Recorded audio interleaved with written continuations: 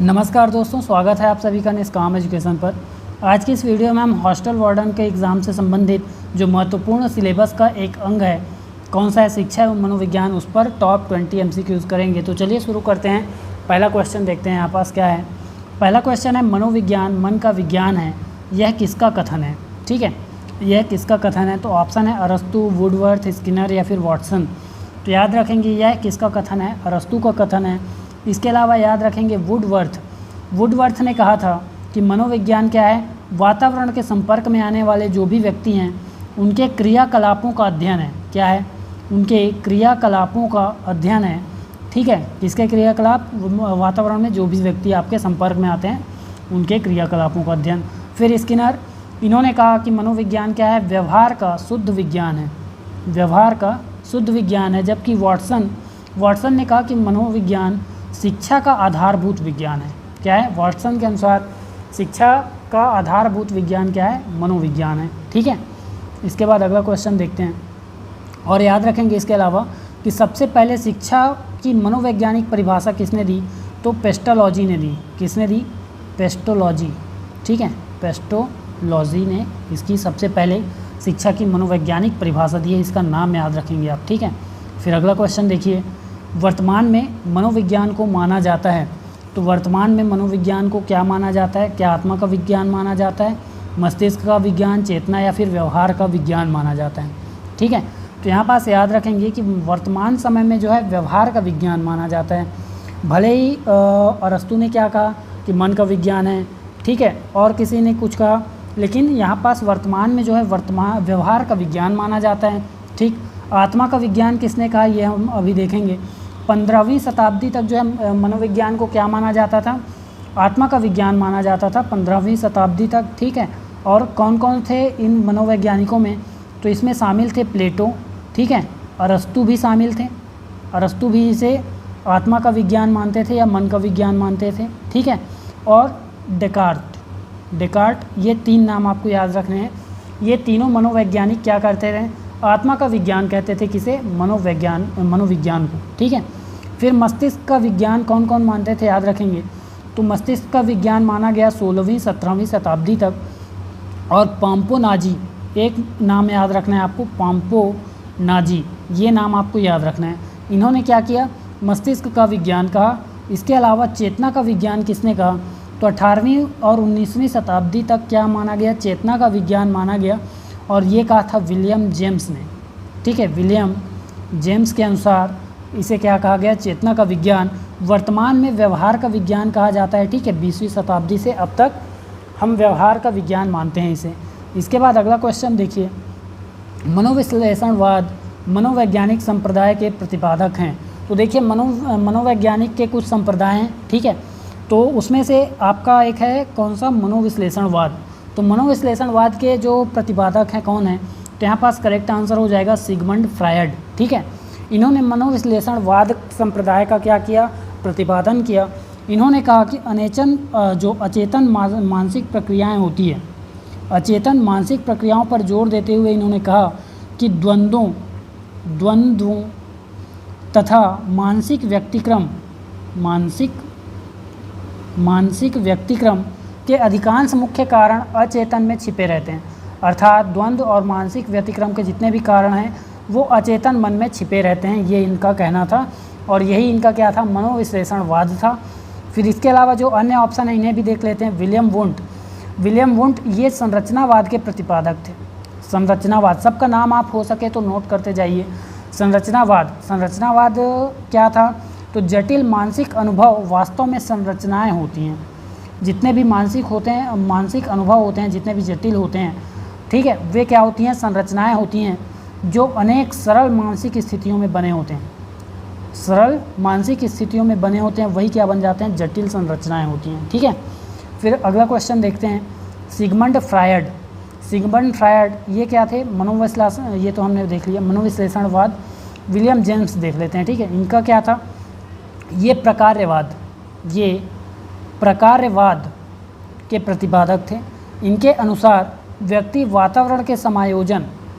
क्या करता है, वातावरण के समायोजन करने में मानसिक अनुभवों का उपयोग करता है। ठीक है, मानसिक अनुभवों का उपयोग करता है किसमें, समायोजन करने में, वातावरण के समायोजन में। तो प्रस्तुतः प्रकार्यवादियों का मुख्य बल क्या था, अधिगम प्रक्रिया तक केंद्रित था। प्रकार्यवादियों का क्या था, अधिगम प्रक्रिया मतलब सीखने की प्रक्रिया तक ये केंद्रित थे। ठीक है, फिर अगला देखते हैं मैक्स वर्धीमर।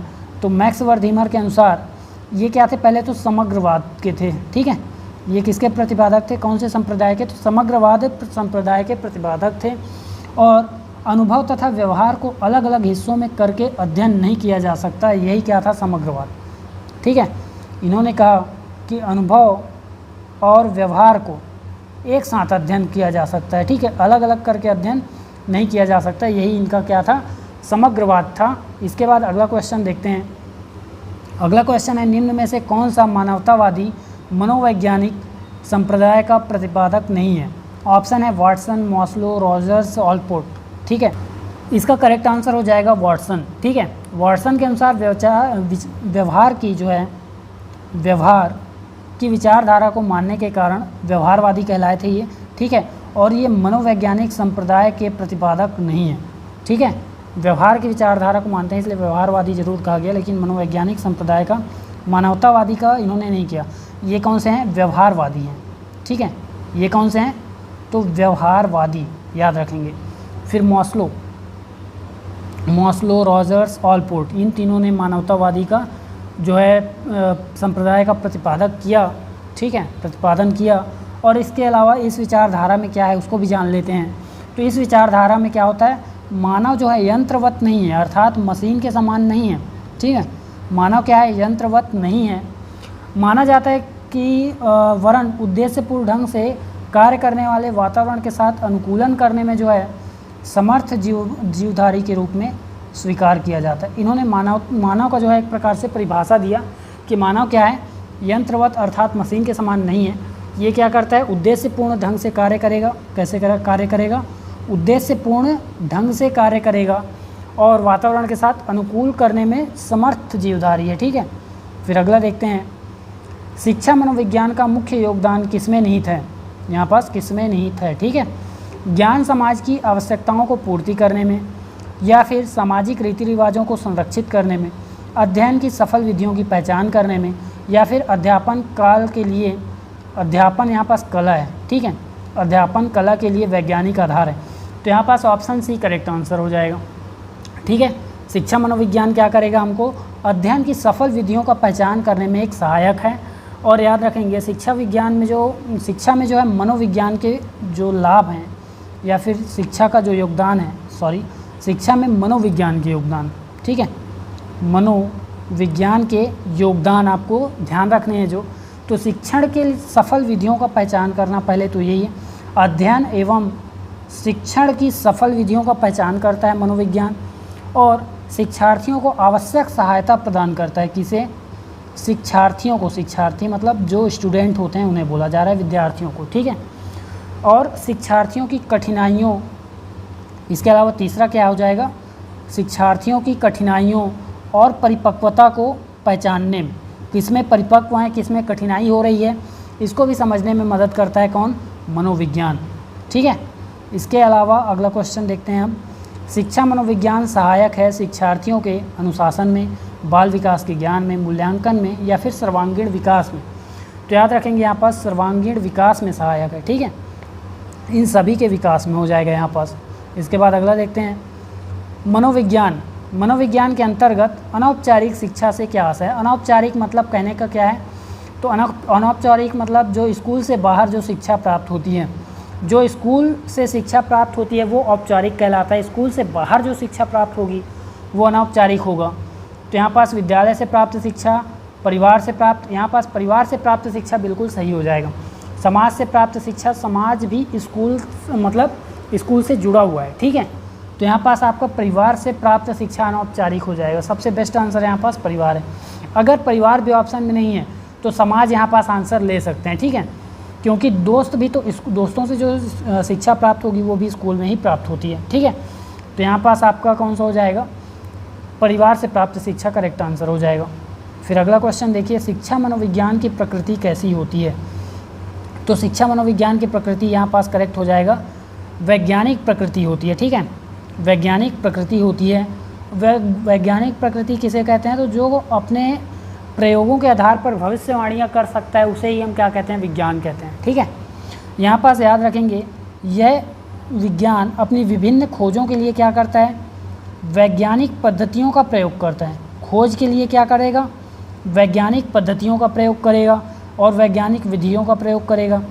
और वैज्ञानिक विधियों से जो प्राप्त ज्ञान है, ठीक है, वैज्ञानिक विधियों से जो भी निष्कर्ष निकलेगा उसको जो भी शैक्षिक समस्याएं हैं, ठीक है, शैक्षिक समस्याओं के समाधान में प्रयोग किया जाता है।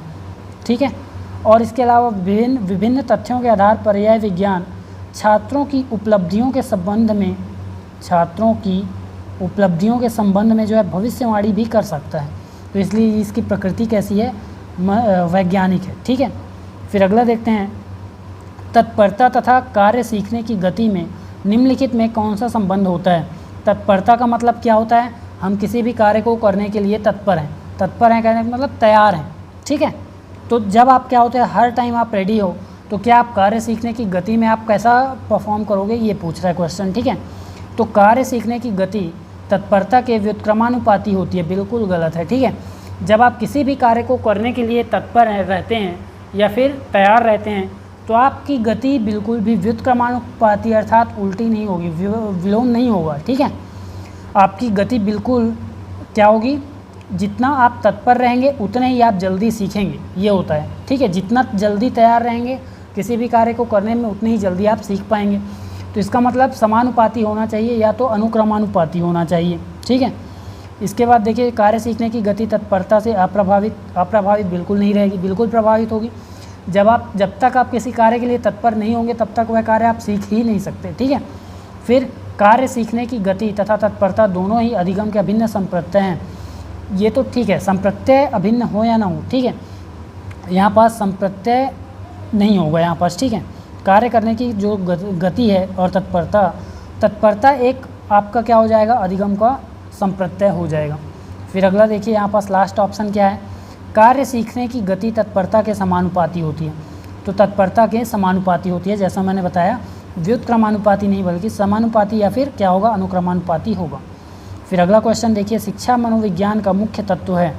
तो शिक्षा मनोविज्ञान का मुख्य तत्व पहले तो शिक्षार्थी है, ठीक है, और अध्यापक भी है, और इसके अलावा याद रखेंगे सीखने की प्रक्रिया भी क्या है? इसका मुख्य तत्व है। ठीक है, तो ये तीनों आयाम होते हैं या फिर तत्व होते हैं यहाँ पास। इसके बाद अगला क्वेश्चन देखते हैं, बाल केंद्रित शिक्षा किसकी देन है? तो ऑप्शन है शिक्षा के राष्ट्रीयकरण की, सर्व शिक्षा अभियान की, शिक्षा मनोविज्ञान की या फिर उपरोक्त सभी। तो यहाँ पास करेक्ट आंसर हो जाएगा शिक्षा मनोविज्ञान की। ठीक है, शिक्षा मनोविज्ञान के कारण ही बाल केंद्रित शिक्षा जो है ये आ पाया है। इसके बाद अगला क्वेश्चन देखते हैं, दृष्टिकोण का एक घटक जो कार्य करने या व्यवहार करने के स्तर से संबंधित है। ठीक है, तो शिक्षा का वह कौन सा घटक हो जाएगा या दृष्टिकोण का वह कौन सा घटक हो जाएगा? तो शिक्षा के घटक या फिर पहलू बोला जाए। घटक का मतलब क्या होता है? पहलू। ठीक है, तो ये होता है, इसका यहाँ पास करेक्ट आंसर हो जाएगा क्रियात्मक। ठीक है, दृष्टिकोण के जो है 3 होते हैं। दृष्टिकोण एक तो सबसे पहले जानिए दृष्टिकोण क्या होता है। तो दृष्टिकोण स्वयं व्यवहार नहीं होता है, स्वयं तो व्यवहार नहीं है, लेकिन व्यवहार को समझने में या फिर व्यवहारों का क्या करता है, जितनी भी व्यवहार की प्रवृत्ति होती है, जितने भी व्यवहार की प्रवृत्ति होती है उसका प्रतिनिधित्व करता है कौन? व्यवहार या फिर दृष्टिकोण। ठीक है, और जो दृष्टिकोण है उसके घटक कौन कौन से होते हैं? तो सबसे पहले होता है प्रभावी पहलू। सबसे पहले कौन सा होता है? प्रभावी पहलू। तो प्रभावी दृष्टिकोण का पहलू जो है ये क्या होता है? ये एक भावात्मक घटक होता है, इसको भावात्मक भी कह सकते हैं। ठीक है, तो भावात्मक घटक होता है जो प्रभावी पहलू के रूप में जाना जाता है। भावात्मक आपको बता दिया। इसके बाद क्रियात्मक हमने देखा कि क्या होता है, ये घटक है जो कार्य करने या व्यवहार करने के स्तर से संबंधित होता है। ठीक है, तो व्यवहार या क्रियात्मक से संबंधित होता है, याद रखेंगे। फिर लास्ट आता है आपका संज्ञानात्मक। तो संज्ञानात्मक में याद रखिए कि विचार के घटक को ही संज्ञानात्मक कहा जाता है। तो विचारों का घटक ही क्या कहलाएगा? संज्ञानात्मक पहलू कहलाएगा दृष्टिकोण का। इसके बाद अगला क्वेश्चन देखिए, शिक्षा मनोविज्ञान द्वारा जाना जा सकता है। यहाँ पास जाना जा सकता है होगा। ठीक है, तो शिक्षा की परिभाषा जानी जा सकती है क्या, या मनोविज्ञान की परिभाषा? ये दोनों ही नहीं, ठीक है। शिक्षा मनोविज्ञान के द्वारा शिक्षक ने अपने उद्देश्य में कितनी सफलता प्राप्त की है ये जाना जा सकता है, ठीक है। तो ऑप्शन सी यहाँ पास करेक्ट आंसर हो जाएगा। फिर अगला क्वेश्चन देखिए, शिक्षा मनोविज्ञान के तहत शिक्षण विधियाँ किसके अनुरूप होनी चाहिए? तो क्या बालकों की आयु के अनुरूप होनी चाहिए, या बालकों का जो बौद्धिक स्तर है उसके अनुरूप होनी चाहिए, या बालकों के सामाजिक परिवेश के अनुरूप होनी चाहिए, या फिर उपरोक्त सभी? तो देखिए, शिक्षा मनोविज्ञान के अनुसार शिक्षण की जो विधि है, तो आप सोचिए शिक्षण की विधि मतलब सिखाने का जो तरीका है, क्या वो बालक की आयु के अनुरूप होना चाहिए या नहीं होना चाहिए? बिल्कुल होना चाहिए। आप बालक की जो एज है उसी के हिसाब से आप क्या करेंगे, उसी तरीके से आप सिखाएंगे, जैसी उम्र होगी उसी हिसाब से सिखाएंगे, ठीक है। फिर दूसरा है बौद्धिक स्तर, उसकी बुद्धि कितनी है, तो आपको ये भी देखना पड़ेगा वो कैसे समझ रहा है चीज़ों को, ठीक है, तो उसके अनुसार भी आप सिखाएंगे। फिर बालकों के सामाजिक परिवेश कैसा है उसके अनुसार भी आपको ध्यान देना पड़ेगा। तो यहाँ पास उपरोक्त सभी करेक्ट हो जाएगा, ठीक है। इसके बाद अगला क्वेश्चन देखते हैं, शिक्षा और मनोविज्ञान का संबंध है मानव व्यवहार से, केवल शैक्षिक पद्धति से, मानव विकास से, या मानव क्रियाओं के ज्ञान से? यहाँ पास क्रियाओं है, ठीक है। तो ऑप्शन डी यहाँ पास करेक्ट आंसर हो जाएगा। मानवीय क्रियाओं के ज्ञान से जो है शिक्षा और मनोविज्ञान संबंधित है। फिर अगला क्वेश्चन देखते हैं, शिक्षा मनोविज्ञान का स्वरूप होता है संश्लेषणात्मक, विश्लेषणात्मक, अनुसंधात्मक, या फिर रचनात्मक? तो कौन सा यहाँ पास करेक्ट होगा? विश्लेषणात्मक, ठीक है। शिक्षा मनोविज्ञान का स्वरूप कैसा होता है? विश्लेषणात्मक, ठीक है। शिक्षा का कैसा होता है? अगर हम केवल शिक्षा की बात करें तो शिक्षा क्या करता है? संश्लेषणात्मक होता है, संश्लेषणात्मक होता है, ठीक है। फिर मनोविज्ञान कैसा होता है? केवल अगर मनोविज्ञान की बात करें, मनोविज्ञान की अगर बात करें तो इसका होता है विश्लेषणात्मक। इसका क्या होता है? विश्लेषणात्मक। तो शिक्षा मनोविज्ञान कैसा होता है? विश्लेषणात्मक होता है, ठीक है। फिर अगला क्वेश्चन देखिए, मनोविज्ञान आचरण एवं व्यवहार का यथार्थ विज्ञान है, किसका कथन है? ऑप्शन है स्किनर, वुडवर्थ, या फिर मैकडूगल। यहाँ पास करेक्ट आंसर हो जाएगा मैकडूगल, ठीक है। मैकडूगल ने कहा था कि मनोविज्ञान आचरण एवं व्यवहार का यथार्थ विज्ञान है। फिर अगला क्वेश्चन देखिए, आत्मनिरीक्षण विधि द्वारा किसकी क्रियाओं का अध्ययन किया जाता है? तो किसकी क्रियाओं का अध्ययन किया जाता है? कक्षा में छात्रों की व्यक्तिगत भिन्नताओं का? बिल्कुल नहीं, ठीक है। व्यक्तिगत भिन्नताओं का अध्ययन नहीं किया जाता आत्मनिरीक्षण में। आत्मनिरीक्षण नाम से स्पष्ट है, स्वयं की जो है क्रियाओं का अध्ययन किया जाता है, ठीक है। फिर अगला क्वेश्चन देखिए, शिक्षा मनोविज्ञान के अंतर्गत शिक्षा के कितने आयाम हैं? आयाम मतलब तत्व कह सकते हैं। तो शिक्षा के 3 आयाम हैं, और कौन कौन से होते हैं? तो शिक्षा के 3 आयाम होते हैं, शिक्षक, छात्र, और जो भी सिलेबस है अर्थात पाठ्यक्रम, ठीक है। ये 3 आयाम होते हैं, और ये 3 आयाम किसके द्वारा होते हैं? तो जॉन डीवी के अनुसार ये 3 आयाम होते हैं। लेकिन याद रखेंगे जॉन एडम के अनुसार 2 ही आयाम होते हैं। तो अगर आपसे नाम लेकर पूछे तो 2 बोलना है, ठीक है। और अगर बिना नाम के पूछा जाए तो 3 सही आंसर है। एडम को पूछे, जॉन एडम का, तो 2 होते हैं। कौन कौन से? केवल ये शिक्षक और केवल छात्र को ही क्या मान रहा है? शिक्षा का आयाम मान रहा है। लेकिन जॉन डीवी ने क्या कहा कि पाठ्यक्रम भी एक आयाम है। फिर लास्ट क्वेश्चन देखते हैं आज का, शिक्षा से मेरा तात्पर्य बालक या मनुष्य के शरीर, मस्तिष्क, आत्मा के सर्वोत्तम विकास की अभिव्यक्ति है। उपरोक्त कथन किसके द्वारा दिया गया? तो यह कथन याद रखना है आपको, महात्मा गांधी के द्वारा दिया गया है, ठीक है। और इसके अलावा याद रखना है एक कथन और, किसका कथन याद रखना है आपको? स्वामी विवेकानंद का कथन। स्वामी विवेकानंद का कथन याद रखना है। इनके अनुसार मनुष्य में अंतर्निहित पूर्णता, मनुष्य के अंदर जो निहित है, अर्थात मनुष्य के अंदर जो पूर्णता निहित है वही क्या है? शिक्षा है, ठीक है। पूर्णता की अभिव्यक्ति क्या है? शिक्षा है। तो इसी के साथ जो है शिक्षा मनोविज्ञान का यह टॉपिक समाप्त होता है, टोटल 20 MCQs के साथ। इसी प्रकार के और वीडियोज़ के लिए जुड़े रहिए चैनल से। वीडियो में अंत तक बने रहने के लिए धन्यवाद।